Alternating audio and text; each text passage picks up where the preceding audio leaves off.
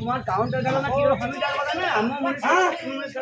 আমার মনে থাকছে আমাদের কাউন্টার তুমি মাল দেওয়া এখান থেকে মাল নিয়ে আমাদের ছেড়ে দেওয়া। রাস্তায় রেশন ডিলারকে ধরে বিক্ষোভ গ্রামবাসীদের। ঘটনাটি ঘটেছে বুধবার পূর্ব বর্ধমান জেলার কেতুগ্রাম 1 নম্বর ব্লকের চিনিশপুর বাস স্ট্যান্ডে। পূর্ব বর্ধমান জেলার কাটোয়া মহকুমার কেতুগ্রাম 1 নম্বর ব্লকের বেরুগ্রাম পঞ্চায়েতের চিনিশপুর মোড়ে রেশন ডিলারকে ঘিরে বিক্ষোভ দেখালো বুধবার গ্রামবাসীরা। তুমি মাল দেওয়া এখান থেকে মাল নিয়ে আমাদের ছেড়ে দেওয়া। স্থানীয় সূত্রে জানা যায়, দীর্ঘদিন ধরে রেশন ডিলার দুয়ারে রেশন দিচ্ছেন না এমনই অভিযোগ।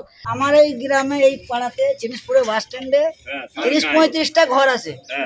তা সেই ঘর কটা আমাদের গ্রামের ভেতরে আনতে যেতে হচ্ছে। আমরা বাড়িতে থাকি না, আমরা বাইরে কাজ করি। আমার মেয়ে ছেলে 40 টাকা টোটো ভাড়া দিয়ে গ্রামের ভেতরে মালটা আনতে যেতে হচ্ছে। তা আমার চিনিশপুরে বাস স্ট্যান্ডে আমরা 30-35টা লোক আছি।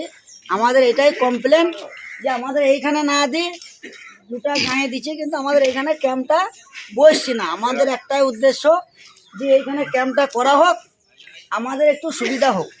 যে মুখ্যমন্ত্রী আমাদের বলছে যে দুয়ারে সরকার, তাহলে দুয়ারে সরকার মানে কি? আমার মেয়ে ছেলে যদি এই চিনিশপুরে থেকে গাঁয়ের ভিতরে কন্ট্রোল আনতে যায়, সেখানে আমার 40 টাকা টোটো ভাড়া লাগে, তাহলে আমার ফায়দাটা কি ক্যাম্পটা করার? আমি তো কন্ট্রোলটা পাচ্ছি না। আরো বলেন প্রতিবেশীরা, রাজ্যের মুখ্যমন্ত্রী মমতা বন্দ্যোপাধ্যায় তিনি বলেছেন দুয়ারে রেশন দিতে, তারপরেও ডিলার ঠিকমতো কাজ করছে না। আমরা অভিযোগ জানিয়েছি লিখিতভাবে, তাও কাজ হচ্ছে না। এখন রেশন ডিলার মাল নিয়ে যাচ্ছিল, তখন জিজ্ঞাসা করায় তুলকালাম লেগে যায়।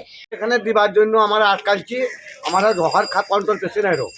ও একটা টাকা লোক ভাঙিয়ে নিচ্ছে দিয়ে আমাদের কন্ট্রোল দিচ্ছে না। এবার সেই জন্য আমরা আটকাচ্ছি যে এখানে আমরা কন্ট্রোল নেবো। তাহলে কন্ট্রোল তো দেওয়ার নিয়ম আছে, তাও দিচ্ছে না কন্ট্রোল? তাও দিচ্ছে না। আমাদের 35টা ঘর আছে হ্যাঁ এখানে। তাহলে এখন কি করবেন? এখন আমরা কন্ট্রোল এখানে বোধহয় ছাড়বো। রাস্তার মধ্যে এই ঘটনায় রীতিমতো চাঞ্চল্য সৃষ্টি হয়েছে এলাকায়। Bureau report, star metro channel.